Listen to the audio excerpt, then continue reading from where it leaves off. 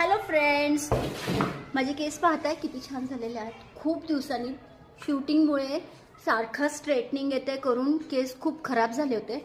आहे का आज खूप दिवसांनी माझे केस इतके छान झालेले आहेत. मी माझ्या बहिणीकडे आलेली आहे 2 दिवसासाठी आणि तिने मला खास फिल्टरचं पाणी गरम करून दिलं आणि तिचा खास शॅम्पू. ही माझी बहीण आहे पिंकी आणि माझे केस इतके सुंदर झालेले आहेत. मला खूप छान वाटते, खूप भारी वाटते, खूप भारी वाटते.